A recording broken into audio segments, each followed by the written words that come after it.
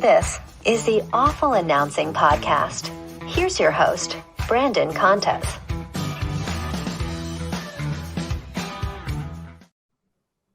Alrighty, welcome to episode 17 of the Awful Announcing Podcast. I'm your host, Brandon Contes, and this week we have professional race car driver and NASCAR pit reporter for NBC, Parker Kligerman, joining us. Parker, thanks so much for coming on the podcast today. And I want to start by asking how you became interested in racing, because you're from Connecticut. I'm similarly from the Northeast, so I know it's not exactly a hotbed for NASCAR. Did you come from a racing family or just became interested on your own?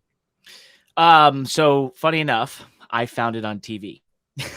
And I was into cars as a kid. There was a joke that I'd come out of the womb basically with a model car. I loved cars. I had all sorts of different model cars, model race cars. But when I was 9 years old, we got Speed Vision. We got Speed Vision because we got cable, which shows you how long ago this was. This was 1999.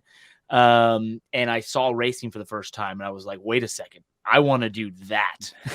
So many years later, we were moving towns to Westport, Connecticut, and there was a karting association in Norwalk called Norwalk Karting Association, and I convinced my parents to let me give it a go. My mom was a little more supportive than my dad. I do not come from a racing background. I am first generation. There's no one in my family from top to bottom that had ever heard of racing or NASCAR or Formula One or anything. And so it's been a journey ever since, right? To be first gen in this deal is really, really unusual.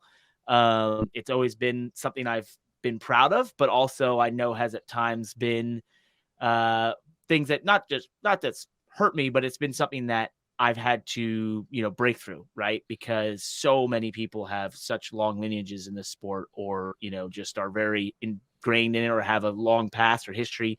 And I didn't. So I've been very lucky to meet some amazing people who have helped me throughout my career. And it's been a journey, as I said, but it's been very rewarding. And, I think it's fun that I ended up in TV the way I did, because that's how I found this whole thing. And that's really what got me into it.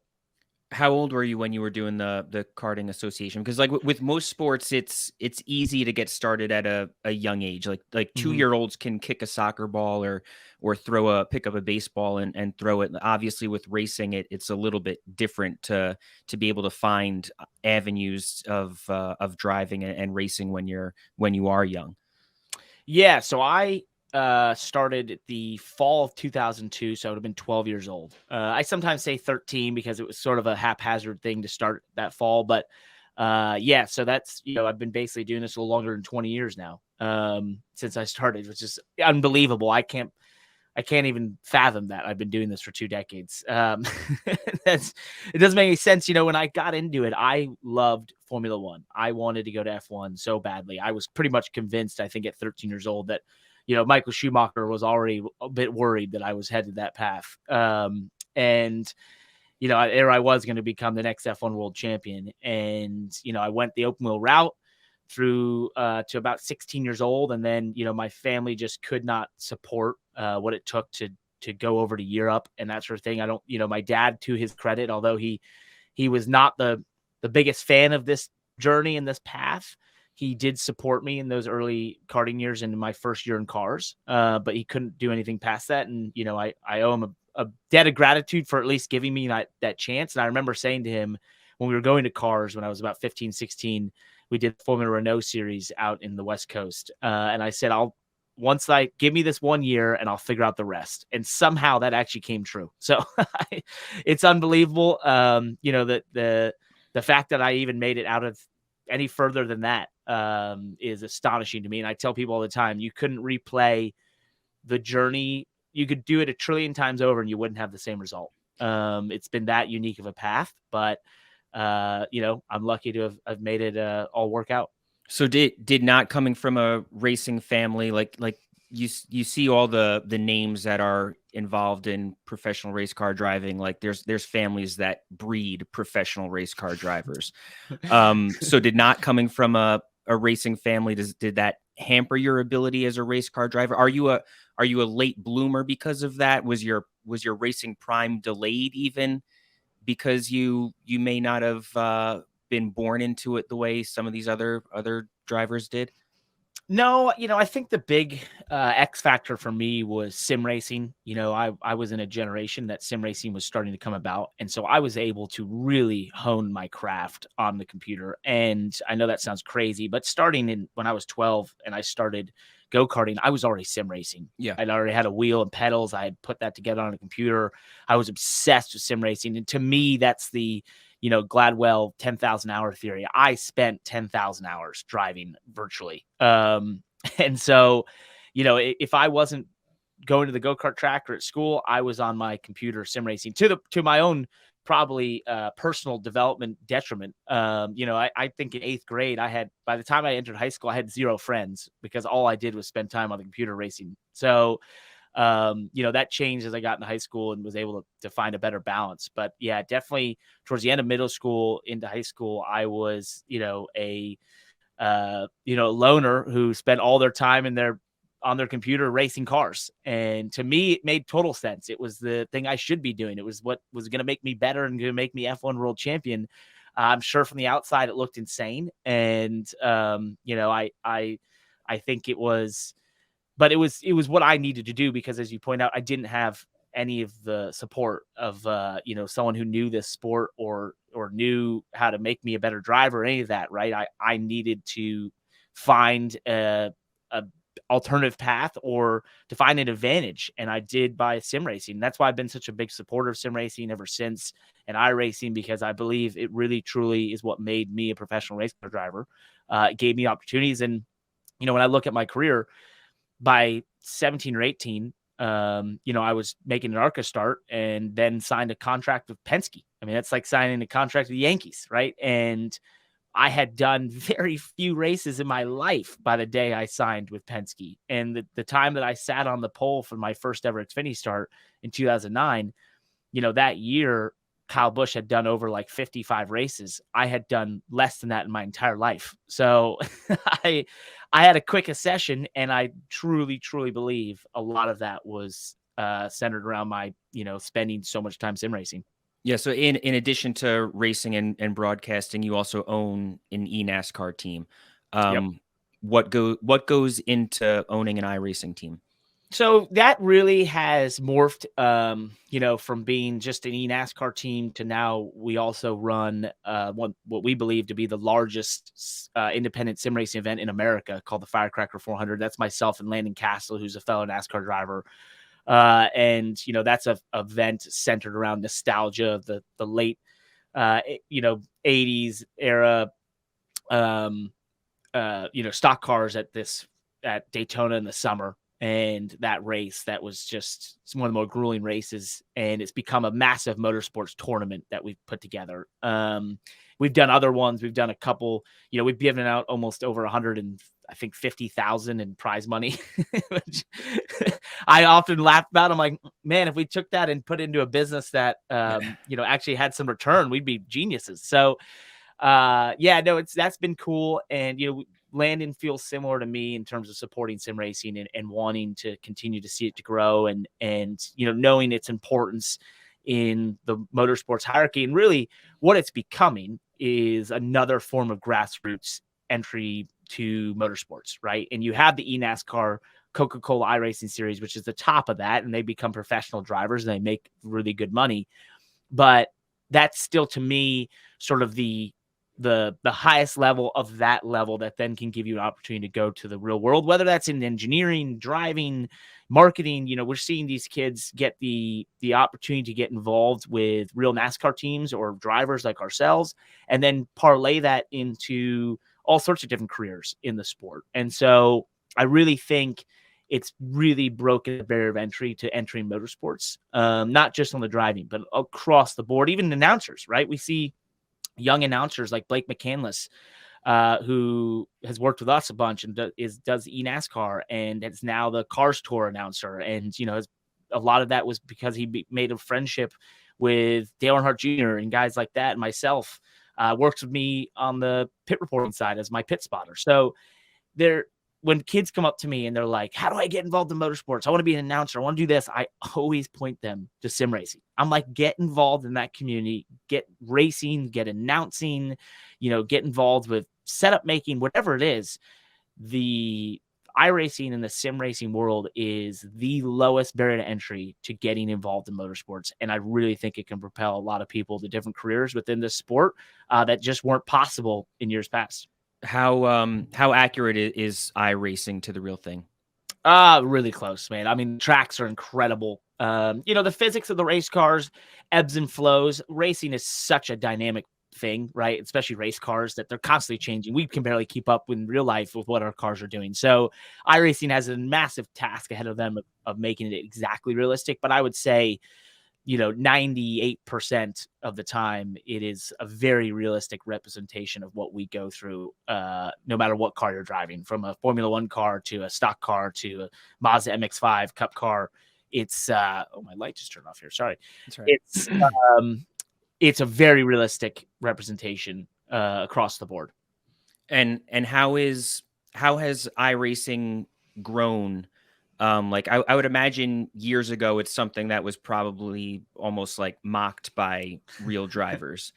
So how is it viewed now? Like, does most people in the sport, do they recognize the fact that it is able to cultivate young drivers and young fans and get more people involved in the sport? Like, is the value recognized more now than it used to be?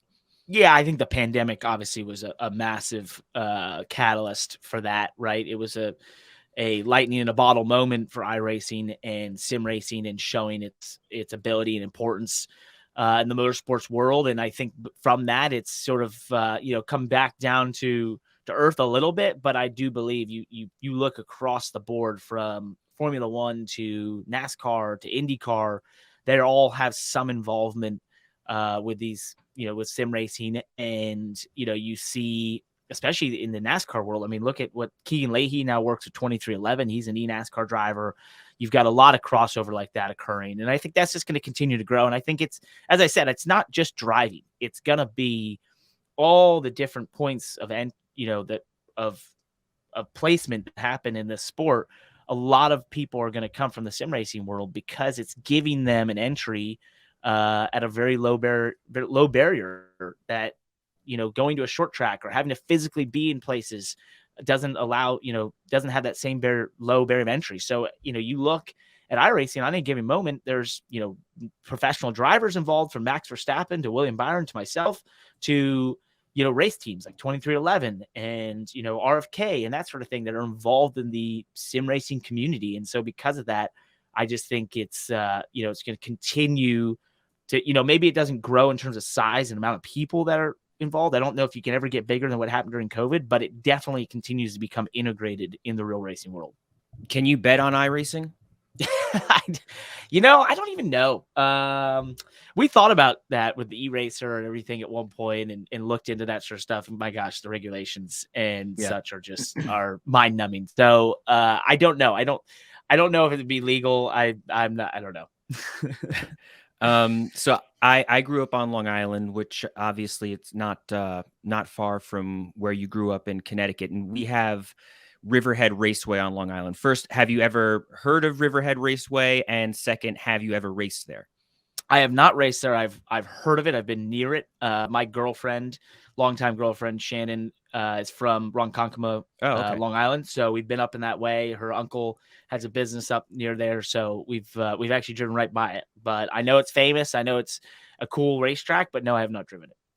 What is the talent drop off on a local track like that from NASCAR? Like, is it like going to the local school and the seeing who's on the basketball court there and comparing it to the NBA, or is it not uncommon to find NASCAR like talent on those tracks?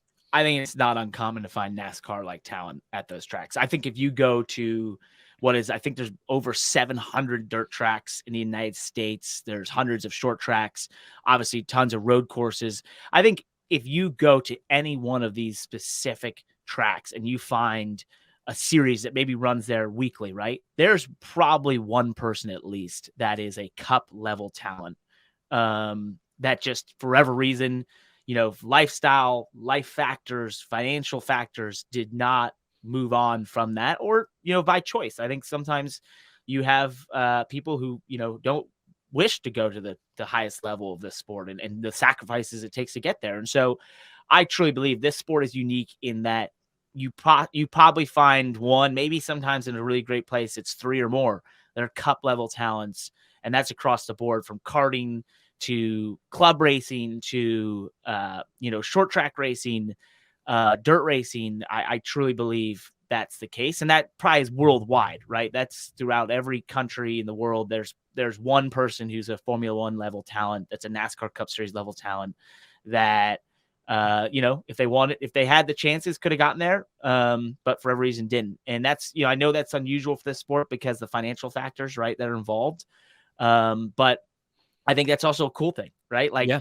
because you don't make it to Cup doesn't mean this sport has to stop for whoever's in it. You can go become a business person or work a normal job and race on the weekends, right, at your local short track, and do it at a very high level and show your talent and your skill and your ability, and do it for a very long time. And maybe it's like golf, right? Like, maybe there's a pro at every course in the world that probably is a PGA level talent who, been on to become a business person or whatever, but, didn't pursue it, but Right. they are that level and skill, and they choose to not go that level.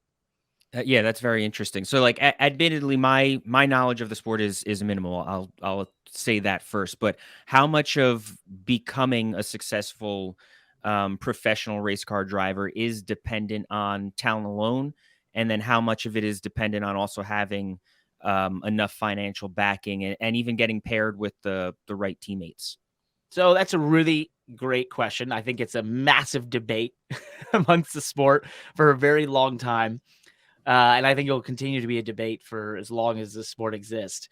I tend to believe the cream rises to the top, and that if you're going to be in the NASCAR Cup Series or the IndyCar Series or Formula One, you've got to be top 1% at something. Whether that is you're the top 1%, stock car road course driver in the world, which would be an AJ Allmendinger, right? Whether you're a top 1% short track racer, a top 1% marketer. I think that's an important one, right? If you have an ability to garner sponsorship at a level that no one else can, that is a top 1% skill that can allow you to be at the highest level of this sport. And I think that means that, yes, is there a financial need and a financial barrier to entry? Of course. And there's, probably the pool of people that can enter this sport and try to get to the highest level is lower because of that, right?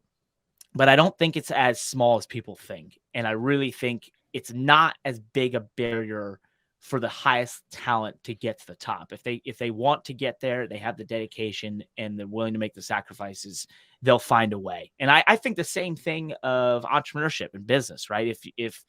If you are someone who is driven to succeed, to find a way, the smartest person in the world doesn't always make the biggest companies or the most valuable companies, right? It's maybe often more the person who just brings the intensity and a focus and a drive to doing that, right? And I think it's the same thing for race car drivers. It's not just the most talented that make it there, but it's the combination of all those things combined.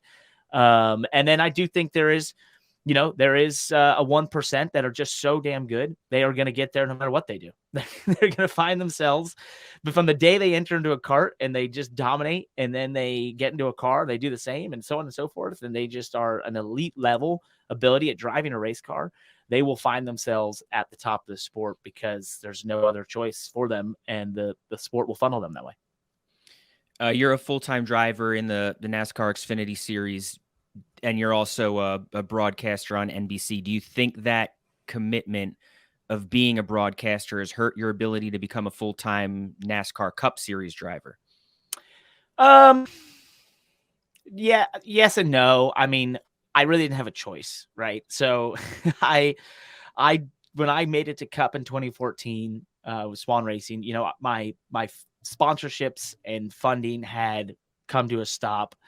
I had to take the leap to being in a ride that was that I had to be a professional driver. That was the end of it. I had to take a ride. It was the only option. I had done, I thought, an amazing job in my Cup debuts in 2013. I had great stellar results across the lower series. If the Xfinity Series in 2013 was what it is now with the Cup driver restrictions and such, I think I finished, and the playoff format, I think I finished second in the championship that year with multiple wins. So, I think that when Swan Racing folded, I had the opportunity to continue in some lesser funded cars, but I wasn't enthusiastic about that at the time. If you look at what I was doing and the results I had, to be getting zero interest from the highest level of the sport was really a frustrating thing. And I was 23 years old. I dedicated my life to this. And, there I was. I felt like performing at the highest level. I think I finished 1 point behind Kyle Larson. And yet I couldn't even get a meeting with a Cup team aside from Swan. And, that was just really frustrating and really, I think at the time, a disappointing thing. I just didn't feel like I had anything that was, should have been a major detriment to me getting those opportunities or those meetings. And so I, chose to not take those lesser rides because I felt like, what was the point, right? No one would even call me or talk to me that was the higher levels, the more well-funded rides and that sort of thing. And so I was just sort of disenchanted with the sport. And, a couple months later, I get a call from NBC Sports asking if I'd like to do television. And I thought, okay, I'll do this. This is different, right? This is a way to flip the script. My thought was, I'll go do this. I will, I guess, build my notoriety, my name, because I had been told by a very prominent person that I didn't make any headlines. And therefore I felt like, okay, this is a chance to change that. And I'll go do this and I'll find myself in a top Cup ride here soon. And I did it. One thing led to another. And before I knew it, I was doing more TV than driving, obviously. And, I think eventually it did open doors for me. But it wasn't at the Cup level, right? It was in trucks and it was in Xfinity, and thus became, a thing where I was doing both and mixing them together. And that was a unique position to be in the sport. But, the driving really kept me enthusiastic about the TV side. I think I would have really struggled in my mid-20s to do the TV side if I didn't at least get to drive the amount I did. Because I, that frustration with the sport and that frustration with the way I felt like I was, not given many chances at the top would have, I think, been a hindrance to me really, being able to put my full effort behind the TV side. But thankfully I was able to find ways to race, and that kept me enthusiastic about it. And it led to this opportunity of Big Machine Racing. And, it did eventually grow my notoriety and my position in the sport. And, I think that became a very unique path. Now going to Cup, yeah, I think, of course, like I should be racing more to go to Cup. I should have been winning more races. You can't run 10 races a year and expect Cup teams to call you. That's just not really a viable thing. It has happened. I mean, I have done some Cup starts. I did drive for Gaunt Brothers. I drove for Wick Ware last year for a race. Those groups called me and said, hey, we'd like you to come do this. So it did work. It just didn't work to the capacity of a full-time Cup ride. But I did get to an amazing position with Big Machine Racing and being full-time here in the Xfinity Series. And this is a cool mix. It allows me to do TV. It allows me to, still race at a super high level and compete for a championship, and to get to know someone as awesome as Scott Borchetta. And, I think help build this Big Machine Racing team up from being a young team to hopefully being a perennial championship contender. And so, it's basically everything you could have hoped for. It's just not Cup, it's Xfinity. So I think it's a really cool position to be. I'm still young. I'm just turned 33. I feel like, if it all comes to stop next year, I've got plenty more careers and things I can then jump into right now, because I really feel like I'm basically in the first third of life, and maybe even the first quarter. I don't know. I think we're all going to live to be like 120 at this point. So I got a long time to go. I can, keep chasing trophies here and checkered flags for as long as they'll let me. And then, if if that's sooner than later that it stops or whatever, I now know I have other skills and other knowledge that I can apply out in other facets of the world. But it's, I will say this, no matter what happens, I am very grateful to still be involved in motorsports the level I am.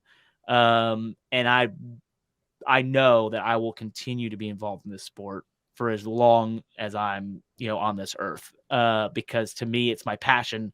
I love it. I love the support. I love to see it grow. I love to be a help in helping it grow. And so, I will find a way to be a part of this in some capacity. And I'm very thankful to TV for sort of showing me that I could be involved for a very long time. Would you leave NBC for the opportunity to drive full-time in Cup? Like, is that something you're still aspiring to do? I've been asked this question a lot lately, and I don't know. I've really tried to not think about Cup. Like, I've just tried to focus on big machine racing and the Xfinity Series and winning at this level. And really, I just want to win, and I want to contend for a championship.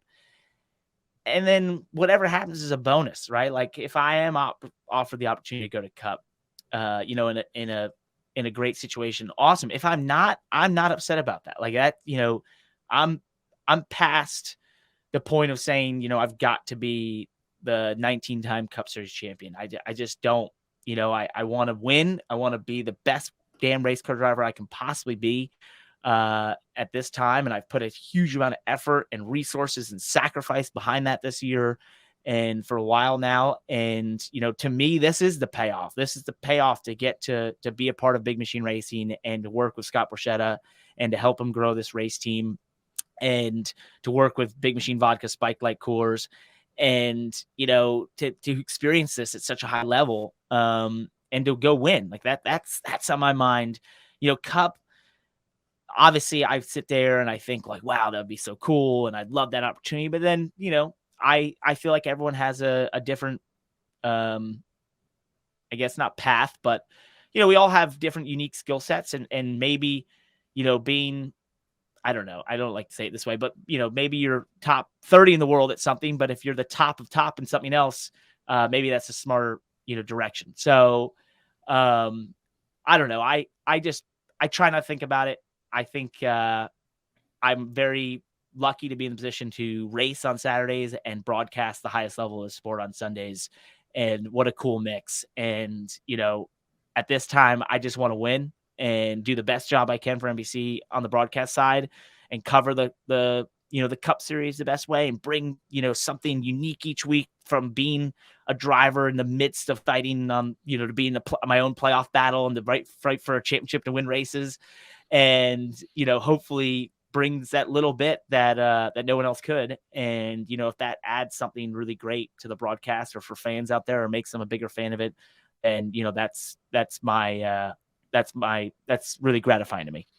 With the notoriety that you have now built in the sport as a broadcaster over the years, do you think that more high-level Cup teams should be knocking on your door? I think I need to win more races. I've done a good job this year. I like to say I've probably I'm a B+ this year, A- maybe. There's things I could have done better for sure. And then there's areas where I feel like, man, I've really extracted a lot from this rate, and help build this race team and make it a better race team over the last 8 months. That part I feel very proud of. Do I believe that, I'm a playoff capable Cup Series driver? Absolutely. I mean, I've raced most of those guys. I've run up front or beat a lot of them. I absolutely believe that. I've believed that this entire time. But if I don't, you also have to have the mix, right? You got to have the mix of the opportunity, the team, the funding, everything all to come together to compete at the Cup Series level. And if I'm given that opportunity, awesome. If not, as I said, I know that I deep down, if I can win at this level and win often, then I know I'm that level, right? And you got to beat people that are going to go on to be playoff contenders in the Cup Series. You got to beat Justin Allgaier, who's, no doubt a Cup level talent that has made a home in the Xfinity Series, right? You're going to have to beat drivers who are undoubtedly going to be in the Cup Series. So it's winning at this level proves a lot to me. Was there any resentment? I would say even more earlier when you started broadcasting, because you experienced those frustrations of not getting calls and opportunities from Cup teams, and there were drivers that you had beaten in races that were making it to the Cup Series. So here you are now, kind of becoming a broadcaster, and you're covering some of those drivers that you've beaten. Was there resentment earlier on towards those drivers? Not resentment towards them. No, I think I said this the other day in a piece with NBC where, the part that was tough was standing there on pit road or interviewing a person, who you had beaten, who's going on to win races, and you'd stand there and you'd look at it and, have that moment of introspection, be like, why am I not doing that? Right. And I think I never chose the path of blaming others. I never chose the path of feeling resentment towards my competitors or, even the decision makers in the sport, right? To me, I always looked inward and have always looked inward, or looked in the mirror and said, okay, what did you do? What can you do better to have changed this situation, right? And I really think that's been my secret sauce to continuing to develop opportunities and to continue to, get the chance to drive. And I think it's only human, right? That I had times where I'm like, man, what am I doing? Like, why? Why am I here? And they're there, and I want to be doing that, but I can't seem to figure out how to get there. And yeah, that is frustrating. It's been a wild decade, basically, that I think I always felt like, oh, I'd figure it out, or I'd come up with a master plan, and it just, but I kept having to just do the things that were in front of me, right? Which was go broadcast at the best level I could and take that opportunity and to race the races I got offered, right? And sure, I had other business ventures in there. I've had other media ventures in there. I've hosted a TV show for 3 seasons, the Proving Grounds. I did other things, which actually, when I look back right now, I will say, I talk about that where, I was maybe frustrated with the sport and not getting this Cup opportunities, but man, have I had a very dynamic decade that, you people say, I heard a great quote the other day on one of my favorite podcasts is How I Built This. And I think it was the founder of Kinko's who said his mom told him, try everything you can in your 20s, figure out what you're good at in your 30s, make a lot of money in your 40s, and don't do any, try to do as little as possible in your 50s. I definitely tried a lot of things in my 20s. I don't lie. I had a startup, multiple startups. I did broadcasting, I've raced, and I've made it all the way back to being a full-time race car driver. So that's pretty cool. And I still don't know if I figured out what I'm good at. So, I'm only in 3 years into the 30s, right? So I probably got a couple years to figure it out.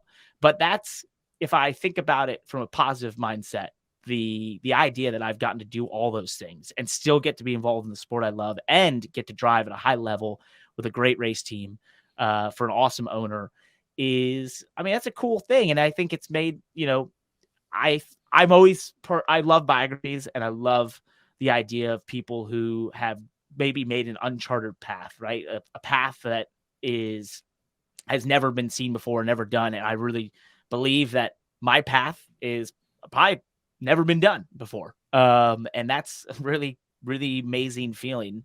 And, at times it can be, I don't know, I don't want to say disappointing, but it can be frustrating because you're like, well, there's no template for this. How does one find themselves out of this situation or parlay it, because there's no one that's done this before. But I think that's also a cool thing, and it's really prepared me, for all stages of life. And so did I dream in my early years that I was going to be the greatest race car driver of all time and have all the trophies and whatever? For sure. But life doesn't go to plan. It's what you make of it. And I definitely in my quieter moments can sit back and look at all the stuff I've done and be like, whoa, this is crazy. How did you fit all that in just 33 years? I don't know. But it makes me really excited for whatever comes next. And I think there's definitely benefits to getting started on a broadcasting career earlier in life rather than waiting until you were a retired driver. Is I it? Is did. it? Well, Go it ahead. did it all backwards. Someone said Yeah. that to me the other day. They're like, what's funny about you is you got the broadcasting portion out of the way in your 20s. And I was like, well, yeah, no, I've just done it all backwards. You're supposed to win all the championships and get all the trophies and then go into broadcasting. Is it strange that broadcasting is the more secure job in NASCAR than being a driver? I don't know.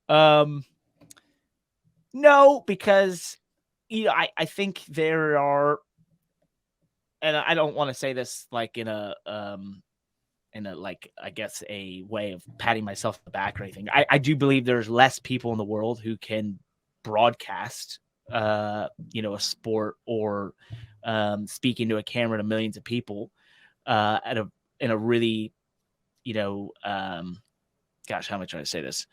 In a way that the broadcast wants, the sport wants, then there are people that possibly can drive race cars, right? And so I think that makes it a smaller pool, right? That makes it and people that want to do it, right? Like that's the other thing that maybe want to do. I think there's a lot more people that want to be race car drivers, right? So, I think that makes it sort of it's just a different vocation, right? Than driving race cars, and it's hard to compare the two. I think it's the same, like in the NFL, like you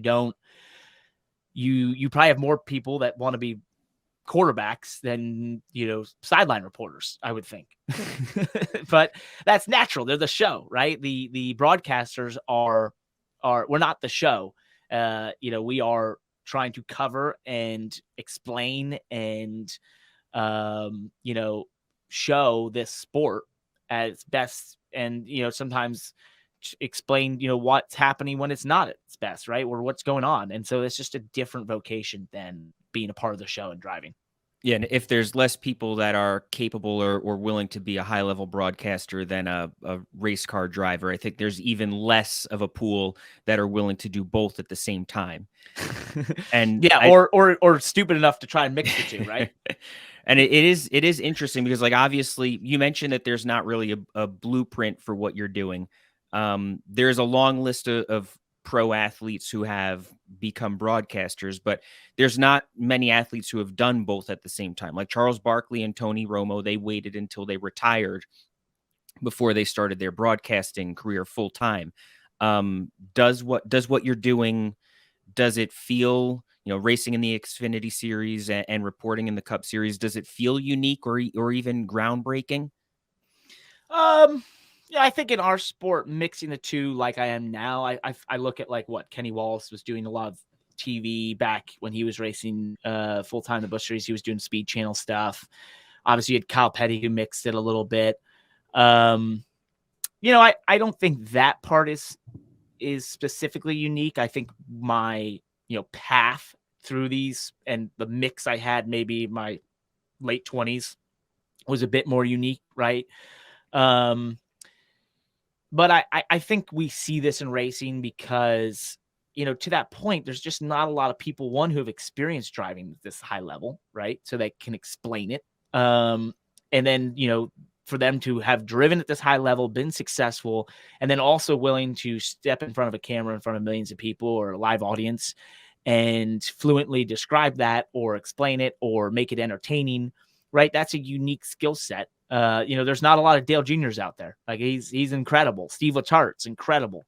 Jeff Burton, these are former competitors of this sport that are also just incredible at being able to explain and entertain and, make it an interesting thing. So there's just probably not a lot of them out there, right? That makes that part really different. And so, I think that's why you maybe have seen Kenny Wallace, right, before myself. In terms of being a pit reporter and doing the things I'm doing, and actually, go back even further. Let's look at like Jackie Stewart when he got into broadcasting, and who else was out there at that time?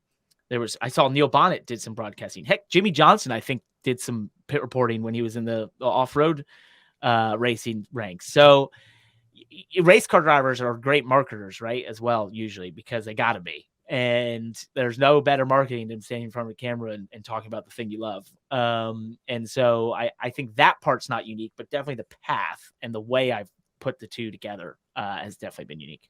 Who are some current drivers that you think could have a future in broadcasting if they wanted it?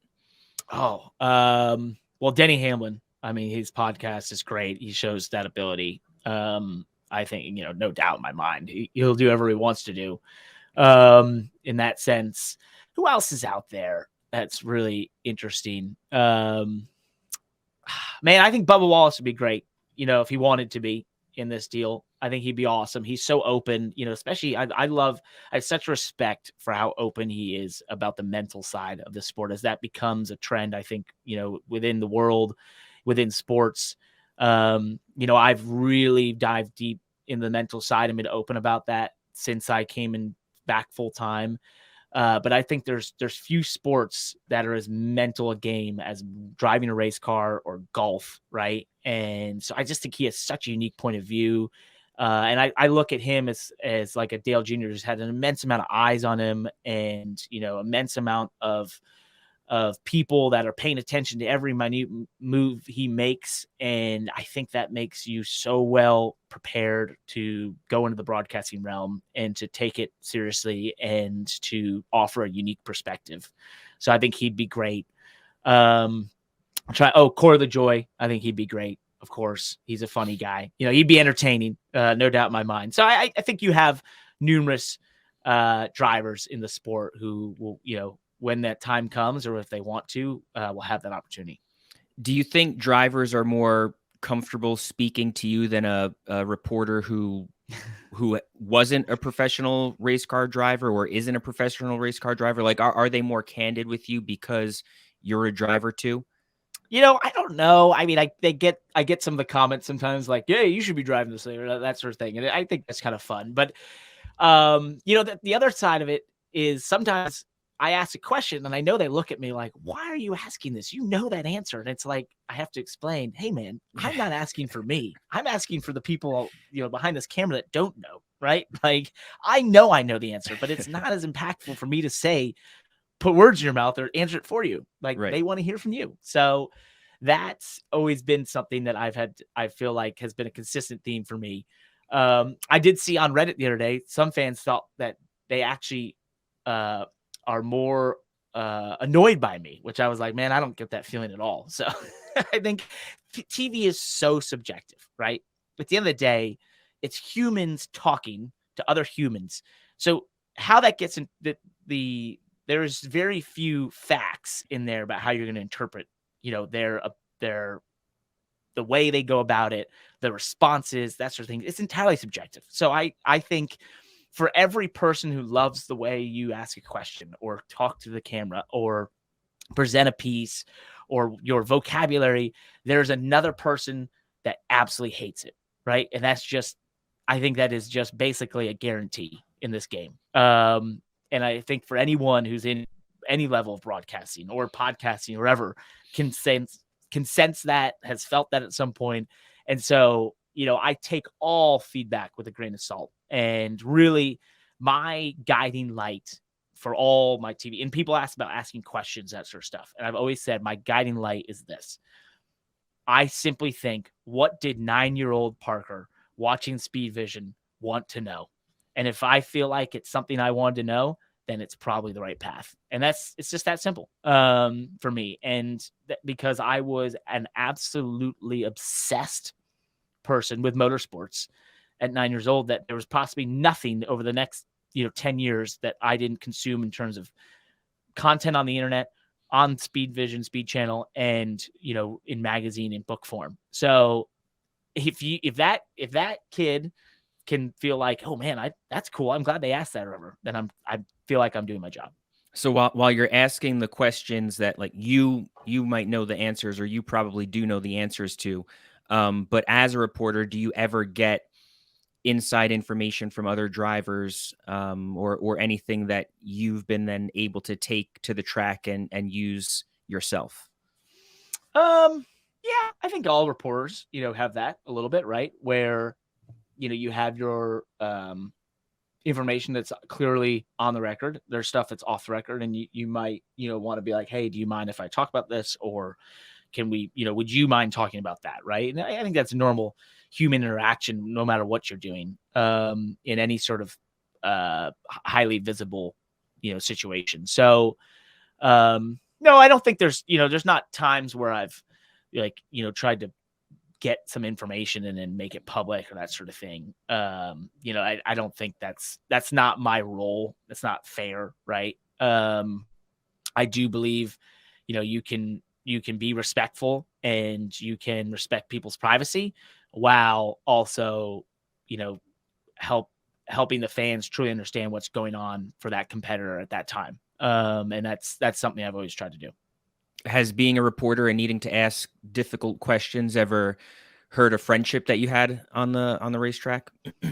No. I mean, I've definitely had drivers angry. But I never feel like they're angry. Like, personally, I don't think they're angry at me, right? Yeah. It's the situation, it's the circumstance, that sort of thing. And of course they're angry, but especially if they say something that's maybe derogatory or whatever, I don't take it personally because I've been in their position and I know how, what's going through their mind after they've made a mistake and wrecked, right? And it may be a high pressure situation made that mistake. And it's a really, you're more frustrated with yourself, right?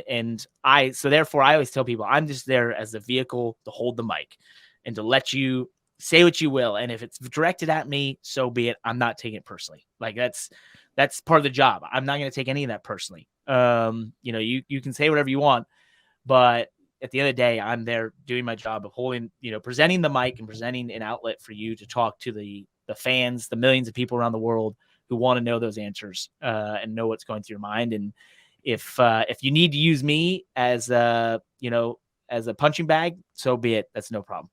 What about from fans? Has your reporting or analysis ever drawn backlash from them? What did I say before? It's subjective. For everyone that loves what you do, there's gonna be one that hates it. So, yes, of course, I've seen negative stuff, and I usually just sort of laugh. I personally go by the Jay-Z theory of at least they're talking about you. So when or the Dale Earnhardt, 50% are cheering, 50% booing, you just want to make a noise, right? To me, in this game, if they're not talking about you, then you probably aren't doing something right. And that's hopefully in the good side, and that should be everyone's intention. But I do believe that, you in this era of the level and amount of content out there, you don't need to be clickbait, but you should be a person that's well respected, that has opinions that you stand by and strong convictions, but be willing to obviously to have the open mind to be able to change those opinions and convictions with new information or facts. And if you follow that template, and are respectful, I think, there's a lot of room out there to have a lot of conversation and to be someone who, propels the sports forward or brings the correct information, but does it in a way that, doesn't always bring that ear. But of course, you're going to rub someone the wrong way somewhere in the path of being on in the content sphere. I mean, look, this podcast today, I'm doing this one. I'll do our podcast, The Money Lap, which will be an hour and a half. I'll do a VO for the eNASCAR series here, highlights. We're gonna have probably 25 clips from that hour-long podcast. We'll probably clip this podcast. I've been on the broadcast this weekend and raced.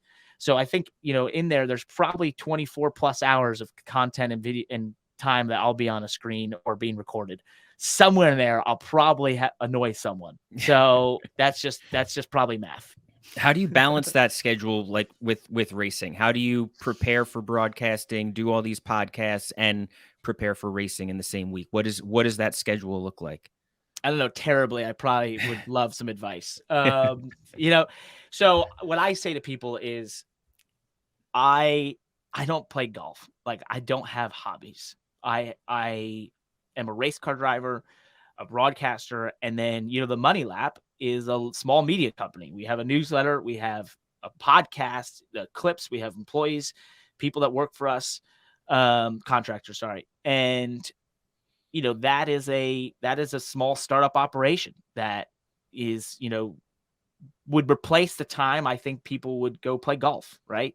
And for me, that's just, I like being in motorsports, and I like building brands and being a part of an entity getting, gaining momentum and building something that people want, right?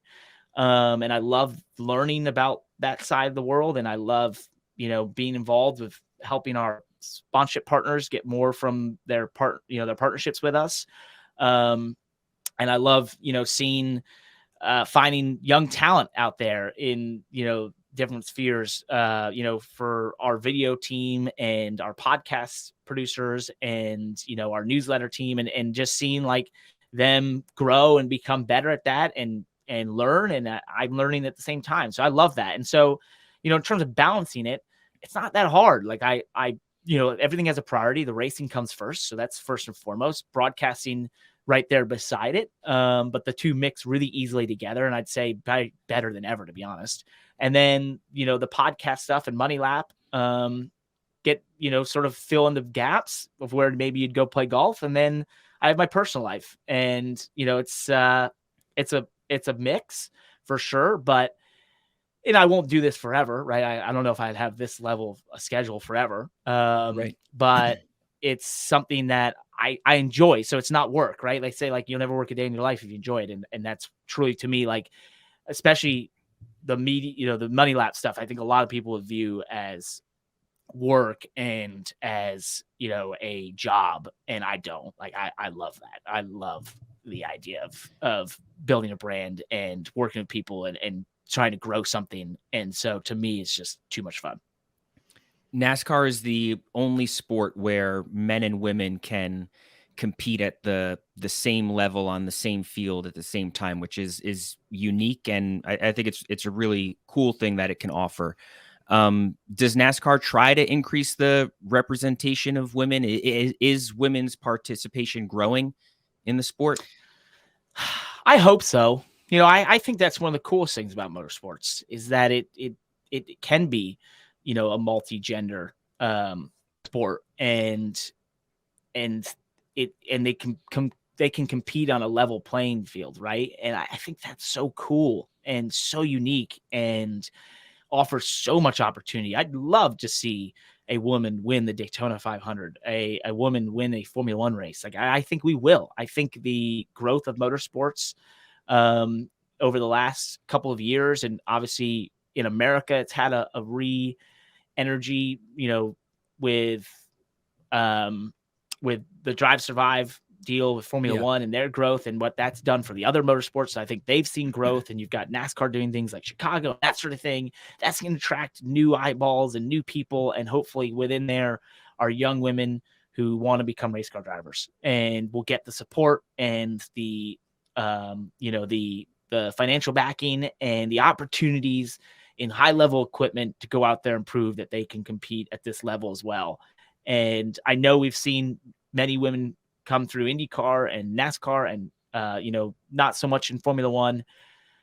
And I think that's going to increase. And I think that, when the numbers increase, to me, that offers up the opportunity. It goes back to that same thing we talked about with broadcasting. If the pool is small, right, you want that pool to be as big as possible to find the best talent out there. And so I would love to see that. And I think it should absolutely be something that NASCAR is pushing for, that IndyCar is pushing for, that Formula One is pushing for. We're going, before I die, I truly believe I will see a woman win the Daytona 500, the Indy 500, and a Formula One race. The NASCAR Cup playoff series are set. The first 4 races air on USA. The final 6 are going to be on NBC. Looking at that field of 16, do you have a championship 4 or championship prediction? So I'm actually supposed to make that this morning for Money Lap. We're doing that. I haven't fully fleshed it out. I'm sorry, but I will say, and I say this every year, it's Denny Hamlin's year until it isn't. So he's my champ until he's not. I think I've done this for 4 or 5 years in a row. And I just think the guy is so good that if he could just get to Phoenix with the right set of circumstances, and Chris Gabehart is such an incredible crew chief. That 11 team is so good. A championship has to be at the other end of that, somewhere in there. And so, yeah, I actually believe it's Denny Hamlin's year until it isn't. You mentioned Bubba Wallace earlier while we were talking. Was it good to see him clinch his first playoff spot? Yeah, that was cool. I mean, what a pressure-packed situation, right? I'm like, my God. I approached our race at Daytona thinking it was a cutoff race like he was. And I did that for multiple reasons, but one of the largest reasons was I mentally locked in. And because I looked back at the super speedway races that I had won, and one consistent theme that I had discovered in my mindset and what I was doing in the last portion of the race was that I was so locked in. It was almost at the subconscious level of making decisions and driving and that sort of thing. And so I was like, going into this Daytona race with the pressure we were under, with the playoff situation and the points needed, I said to myself, what if you could lock in from lap 1 like that to lap 100? What would happen? And so I worked really hard all week on, mentally getting myself to turn that switch on. And that meant before the race, I sort of put my phone away. I didn't speak to anyone at intros. I saw Bubba Wallace didn't give us an interview before the race. And I actually respected that, because I was like, man, I did one, but that was the only thing I did within the hour of the race on Friday night. Otherwise, I sat alone and I played moves in my head and kept my brain locked in with the thought of, I'm driving a race car at a super speedway, making moves. And what do I need to do to be up front? And that's how I approached that race. And I feel like I was successful because of that. And when I look at what he accomplished on Saturday, to me, that was a driver that was locked in, that knew what was at stake, that knew what he had to do, and found a way to stay in that mental state the entire race and was able to, be rewarded for it. And so I think it was a really impressive drive in, the midst of the chaos that is super speedway racing. And, comparing the Xfinity Series to the Cup Series isn't exactly fair. It's a far deeper pool in the Cup Series. So what he did was far more impressive than what I did. But yeah, I think it was definitely, a testament to his ability at those tracks, and probably an amazing relief afterwards to have made it in. Yeah, I know there was some controversy surrounding his Bubba Wallace's decision to forego interviews before and after the race. Do you think, is that something that does he owe it to the fans, owe it to the sport to speak before and after a race, or is it more that he already does a lot to promote the sport? It's not like it's not like he stays silent throughout the entire season, that just before and after the race you kind of say, okay, that's fine to skip those interviews. I think as long as it's not a trend, right? I think there's moments for sure. Absolutely. They have that right. Every competitor does, especially before an event. I think afterwards that you more so owe it to the fans to explain what happened, right? Post-event, to me, is far more important. Pre-event, I don't find it, I think if he needs that half hour to lock in, like I described, then by all means. Now, if you do that 38 weeks out of 38 weeks, that's probably not fair to fans. But, if you pick and choose your spots on a high pressure situation he was entering on that night, I had no problem with it. I felt like, why not? That I have respect for the competitors and whatever they need to do to feel like they're in the best position to go out and perform. And everyone's different. And, for him, he needed that, and that's fine. And then, after the race to talk to the media, it's fine. That's great. He told us, hey, look, this is what was going, this is what happened. This is what I went through. And, this is how I did it. And I think that part is far more important than what you say beforehand, and giving them that entrance, that little bit before, because, all these sports are about your physical ability and your mental ability, right? And that is, unless you're a professional athlete, or have been one, you seldom know what it's like to know that your everything comes down to specific tiny moments that depend that you have put your body in the best position possible, and your mind. And that is the special, the secret sauce in sports. That is the special X factor in great athletes. And it's something that I think, should be respected and should be applauded for however they get there, as long as it's, a positive thing. Is it cool to see Michael Jordan involved in the sport? Heck yeah, that's awesome. I stood there in pit lane and be like, "That's Michael Jordan. What is happening here?" I almost interviewed him, I think 2 years ago or a year ago, and they ended up not wanting to do an interview, but that was fine. It was during qualifying, I think at National or something. But I don't know, like very seldom do I get nervous. But on that moment, I was pretty nervous. I was like, if I'm going to interview Michael Jordan, like this is by far the most nerve-wracking thing I've ever done. So that is so cool. And yeah, he seems, I just love his passion, how excited, for him to be there that night. And even like when he shows up to Nashville for qualifying, like this guy loves this stuff. And that is so cool because, he is and forever will be one of the greatest athletes of all time.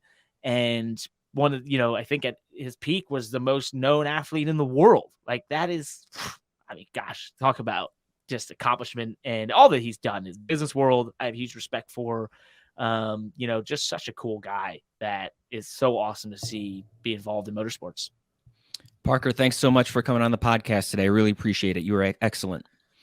Thank you, bud. Appreciate it. Yeah, this has been fun. I think the motorsports world has a bright future. I hope to be a part of it, for a long time to come, as I said. And I will put something out there on this because I think the people that listen to this have a respect and would understand this. I think the one thing our sport is missing, and, I don't know when and where it will come and how it will come about. And maybe it never does. Maybe it's a new form these days, but I do wonder about a true motorsports show in America in some capacity that has a large distribution, a large audience, and where that will come from. And I'd be interested to hear from fans out there how that'll happen and how they would foresee or where that would be and what it would look like. Because I do think the sport is so vast and there's so much going on all the time. That's something that should happen here soon. Yeah, we'll pitch it to ESPN for you. There you go. Thank you. Appreciate it. That is Parker Kligerman. I'm Brandon Contes. This is the Awful Announcing Podcast. Please rate and subscribe to this podcast. Please also subscribe to Awful Announcing's YouTube page. But regardless of how you consume Awful Announcing and Awful Announcing's podcast, thanks for listening and be good. Thanks for listening to the Awful Announcing Podcast.